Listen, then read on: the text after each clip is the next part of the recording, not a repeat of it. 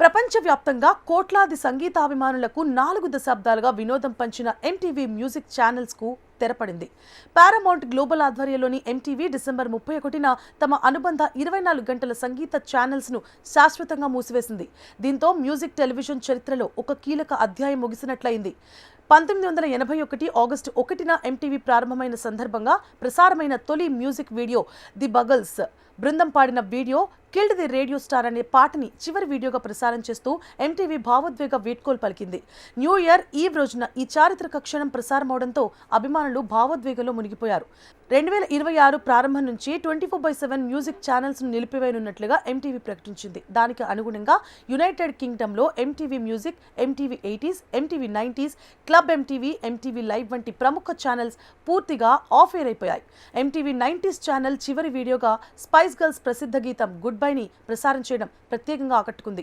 ప్రస్తుతం ఈ ఛానల్స్ ను ట్యూన్ చేసిన వీక్షకులకు ఛానల్ లోగోలు మాత్రమే మారుతూ కనిపిస్తూ ఎంటీవీ కంటెంట్ ను ఎంటీవీ హెచ్డీలో వీక్షించవచ్చని సూచనలు వస్తున్నాయి. అయితే అమెరికాలో ఎంటీవీ భవిష్యత్తుపై మాత్రం ఎంటీవీ గానీ దాని మాతృ సంస్థ పారామౌంట్ స్కైడాన్స్ గానీ ఇప్పటి వరకు అధికారిక ప్రకటన చేయలేదు. 1981లో అమెరికాలో ప్రారంభమైన ఎంటీవీ 1987లో యునైటెడ్ కింగ్డమ్, ఐర్లాండ్లలో అడుగుపెట్టింది.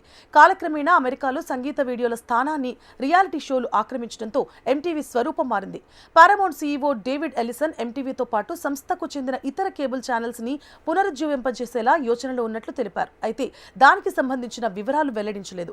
స్కైడాన్స్ తో విలీనానికి అనుబంధంగా చేపట్టిన వ్యయ నియంత్రణ చర్యల్లో భాగంగా MTV Europe music awards, MTV Latin America MIAW awards వంటి పలు అవార్డు కార్యక్రమాలను కూడా రద్దు చేసింది. అదేవిధంగా ఆస్ట్రేలియా, పోలాండ్, ఫ్రాన్స్, బ్రెజిల్ వంటి దేశాల్లోనూ సంగీతానికి మాత్రమే అంకితమైన ఎంటీవీ ఛానల్స్ ను మూసివేయనున్నట్లు సమాచారం. ఇలా ఒక తరం సంగీతాభిమానుల జ్ఞాపకాల్లో చెరగని ముద్ర వేసిన ఎంటీవీ మ్యూజిక్ ఛానల్స్ కు శాశ్వతంగా తెరపడ్డంతో అభిమానులు షాక్ కు గురయ్యారు.